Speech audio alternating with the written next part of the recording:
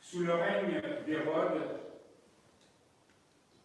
Joachim et Anne habitaient alternativement Nazareth et une maison située près de la piscine probatique en Jérusalem.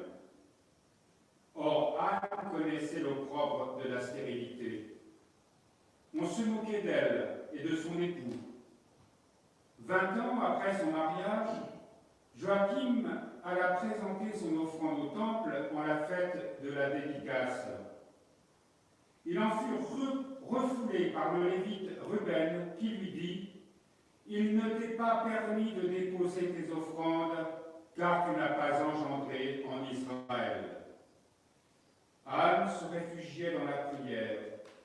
Or, un jour qu'elle suppliait le Seigneur sur la terrasse de sa maison de Jérusalem, un ange lui apparut et lui dit « Anne, le Seigneur a entendu ta plainte. Tu concevras, tu engendreras, et l'on parlera de ta progéniture par toute la terre. Ta fille sera la mère du monde. Et voici qu'Anne exulte de joie. J'étais veuve et je ne le suis plus. J'étais stérile et je concevrai dans mon sein. Maintenant Marie va naître.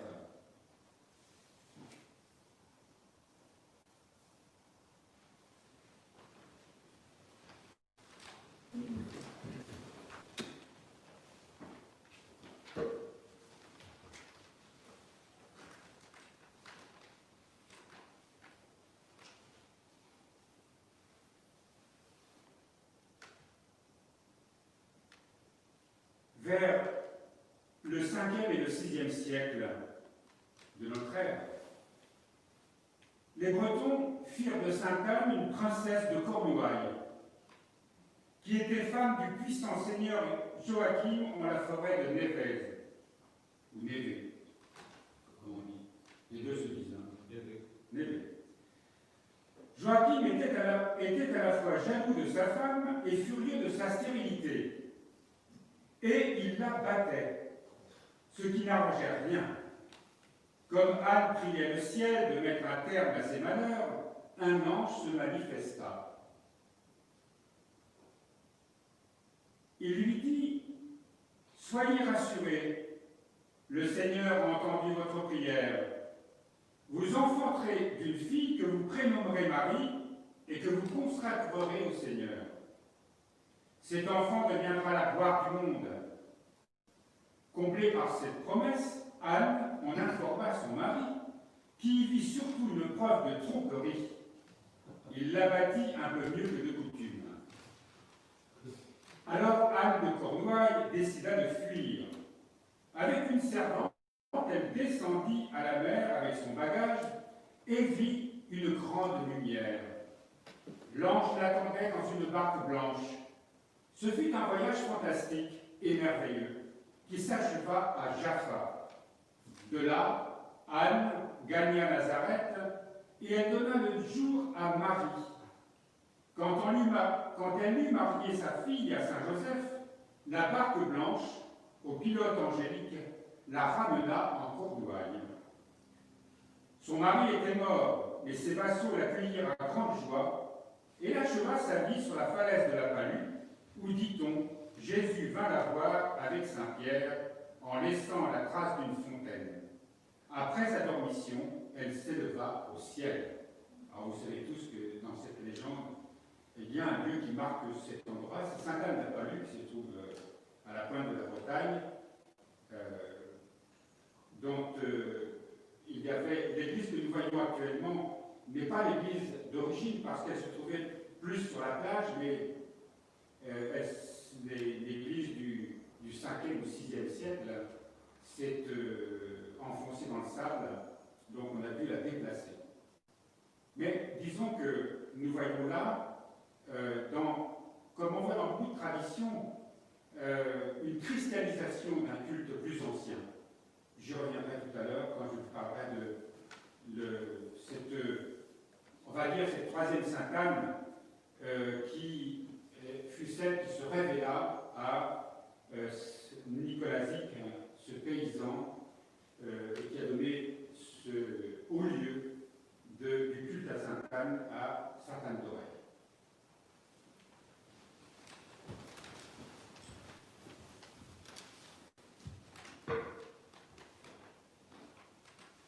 Sainte-Anne va se révéler en 1624 dans un hameau situé dans l'est d'Auray et qui, de mémoire d'homme, s'est toujours appelé Caer Anna. En ce lieu paisible et jusque-là ignoré, vivait un paysan relativement aisé nommé Nicolazic. Il possédait un champ dit du Bosséno, lequel ne se distinguait des autres que par une source alimentant un abreuvoir et quelques blocs de granit grossièrement équarris, enfouis sous les ronces et les ajoncs. Certains prétendaient qu'en étant très anciens, s'était élevée là une chapelle en l'honneur de Sainte-Anne, mère de Marie. Cela ne tirait guère à conséquence car, au début du XVIIe siècle, nombre de Bretons préféraient les fées et les enchanteurs aux saints chrétiens. C'est toujours un peu vrai. Car au début, ce qui rendra nécessaire la reconquête de la Bretagne par ses prestigieux missionnaires, qui seront le Noblet, Maunoir, Grimond de Montfort. Or, Sainte-Anne va se dresser comme un signe au seuil de cette croisade. Elle se manifesta en personne, alors qu'elle ne le fit jamais à Apt, où on dit que son corps se trouve là-bas, du moins c'est symbolique, ni à Sainte-Anne-la-Palue, dont nous avons parlé précédemment, ni ailleurs. C'est une différence fondamentale entre les trois sanctuaires. Donc, Apt, en Provence, dans une crypte de l'église, il y a ce qu'on appelle le tombeau de Sainte-Anne, toute une légende qui se rattache là à la venue de Sainte-Anne en ce lieu. Sainte-Anne-la-Palue, donc complètement à la pointe de la Bretagne, au bord de la mer, et puis ici, tout proche d'ici, Sainte-Anne-d'Auray. Elle dira à Nicolazic, le 24 juillet 1624, que son premier autel, là dressé, fut détruit voici 924 ans et 6 mois. Ce qui nous reporte au début de l'an 700. Cette chapelle était alors, selon la manifestation, la première de tout le pays. Donc, antérieurement à Sainte-Anne-la-Palue. Sa ruine coïncide avec la période d'anarchie et de guerre civile consécutive à la mort du roi Judicaël, né au ciel en 658, et de l'expédition destructrice des troupes franques ou françaises de Pépin d'Héristal, qui eut lieu vers l'an 700. Il existait donc bien, à l'époque de la destruction de la première chapelle, des raisons justifiant sa disparition.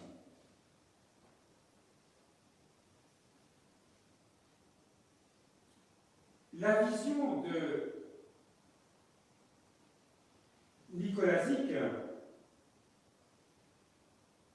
est très singulière parce que Sainte-Anne se manifeste à lui, comme la dana celtique, comme ce culte qu'on retrouve dans le culte indo-européen de la terre-mère. Elle se présente à lui tenant un flambeau. D'abord, elle indique un endroit où il existe encore une statue qu'il va trouver. Et il y a là, curieusement, quelque chose qui relie Sainte-Anne avec le culte de toutes ces terres-mères qu'on va retrouver dans beaucoup de traditions. D'ailleurs, notons qu'au Moyen-Âge, à l'époque de Saint-Bernard, il y a la naissance de ce qu'on appelle les Vierges Noires, ces fameuses Vierges Noires qu'on va retrouver surtout en Auvergne, mais il y en a aussi en Bretagne. Et elle s'apparente effectivement à la fois à la Vierge Marie, la Mère du Seigneur, et puis en même temps, elle est une réminiscence à travers elle de ce culte ancien lié à la terre-mère. Et aujourd'hui, où on s'interroge beaucoup sur cette dimension cosmique que le christianisme, surtout en Occident, avait perdue, quand on parle de cette dimension cosmique, on parle évidemment de cette unicité du vivant. Notre Saint-Père Cultuel, ici, nous le répétons souvent, disait que le corps du Christ en globe contient l'ensemble du vivant. Car tout ce qui est appelé à être illuminé par la vie divine. Dans la tradition orthodoxe, on a toujours pensé effectivement que, selon ce que dit saint Paul dans l'épître, au 8e chapitre de l'épître aux Romains, la création est dans l'attente elle-même de sa rédemption, elle qui a chuté à cause de l'homme. Et l'on voit qu'à travers ces cultes anciens, il y a cette reconnaissance que tout ce que la terre nous donne, tout ce qu'elle est à la fois mère et éternellement vierge en quelque sorte. Elle se renouvelle sans cesse à travers le cycle cosmique des saisons. Elle nous donne à profusion. Mais voyez un peu comment on la traite aujourd'hui, nous qui sommes devenus avides, nous qui n'avons plus de reconnaissance envers la vie, envers la femme, envers la mère. Cet oubli du culte de la terre-mère qui était dans le cœur encore des gens simples. Mon père, qui est décédé cette année, dans sa 100e année, qui toute sa vie, une grande partie de sa vie, a travaillé la terre. Cet homme qui n'avait aucune idée de tout ce que je suis en train de vous raconter, avait un cœur simple, mais il avait ce sens, cette communion, ce sens de la terre, de l'amour de la terre, de ce qui lui devait. Durant toute notre enfance, nous avons cultivé un grand jardin, nous avons travaillé la terre. Et à cette époque, très loin, on ne parlait pas d'écologie, puisque nous étions dans l'écologie, de ce qu'on appelle aujourd'hui l'écologie. On ne parlait pas de durable, de pas durable. Il n'y avait pas de produits pour faire en sorte que cette terre, à l'exemple de l'élevage industriel, produise de plus en plus en la maltraitant et en la souillant. L'homme d'ailleurs ne se rend pas compte que ce qu'il fait à la nature, il le fait à lui-même. Et aujourd'hui, dans notre monde où on parle de la théorie du genre, où le masculin et le féminin n'ont plus de sens, où le père et la mère même n'ont plus de sens, tout ceci est une lente dérive d'une société qui se base uniquement sur le profit, sur la notion de puissance et sur la liberté que l'homme se donne de créer le monde qu'il veut, affranchi, qu'il croit, des lois divines, auxquelles il ne croit plus d'ailleurs. Quand je parle de mon père, cette génération avait ce bon sens et ce respect profond pour la vie. J'ai cette image de lui où le soir il sortait, l'été, la nuit était étoilée. Dans le silence d'une campagne, dans le département de l'Oise, au bord de Paris, 80 habitants de ce village, pas un bruit. Sinon le chant des oiseaux nocturnes ou le cri des oiseaux nocturnes.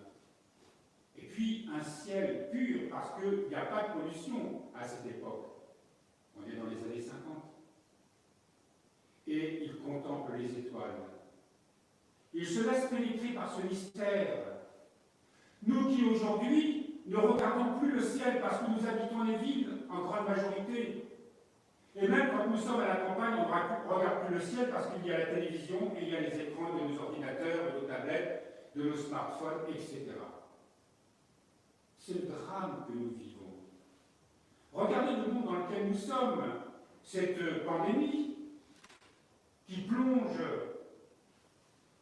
la terre entière, les gouvernements dans la peur. La peur de quoi? De la mort? De perdre tout ce que nous croyons avoir acquis? La peur de voir ce système se terminer? Nous n'avons plus ce lien avec la mer. Cette matrice originelle dont on parle dans certaines traditions, d'où est sorti cet atome primordial juste avant le Big Bang.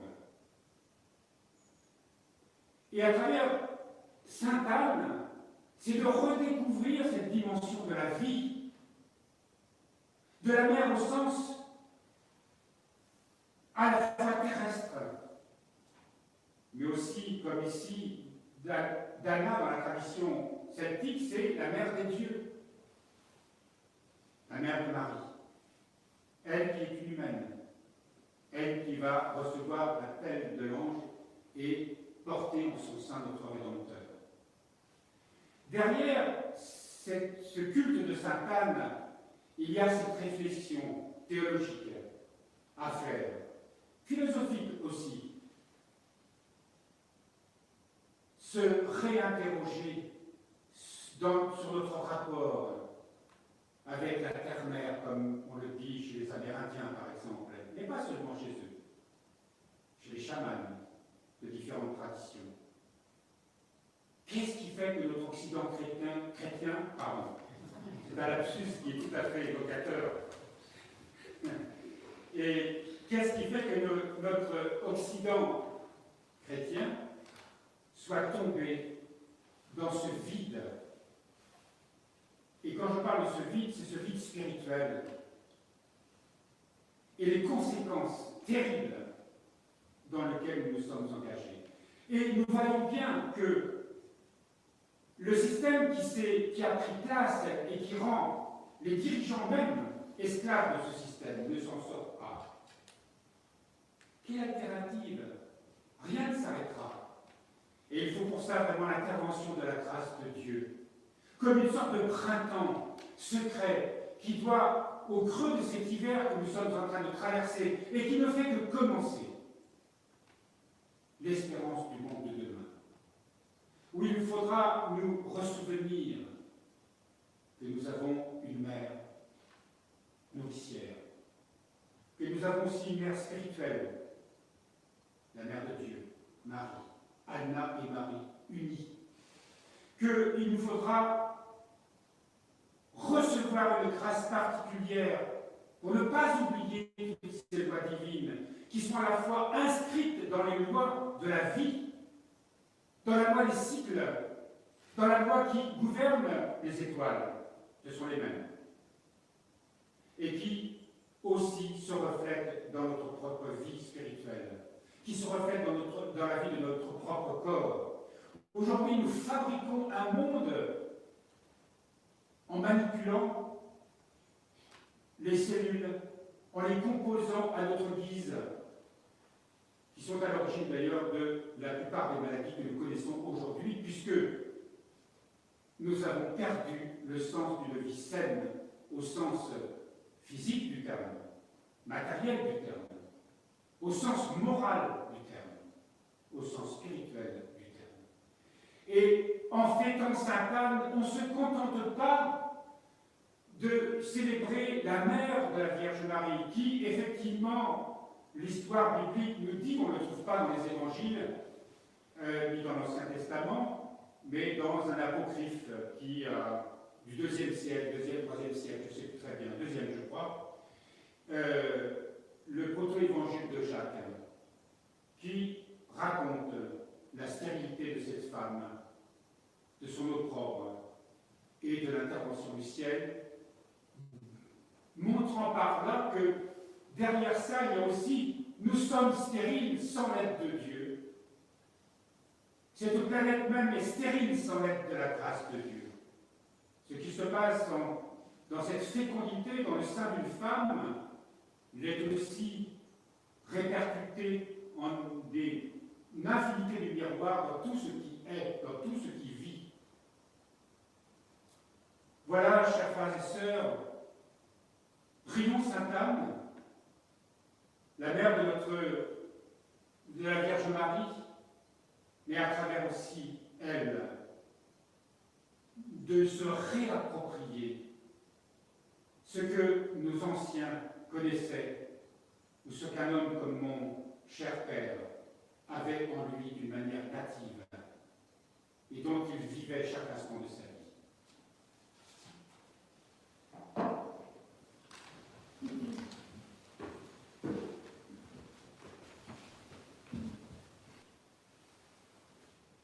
Seigneur, accorde-nous ta bénédiction.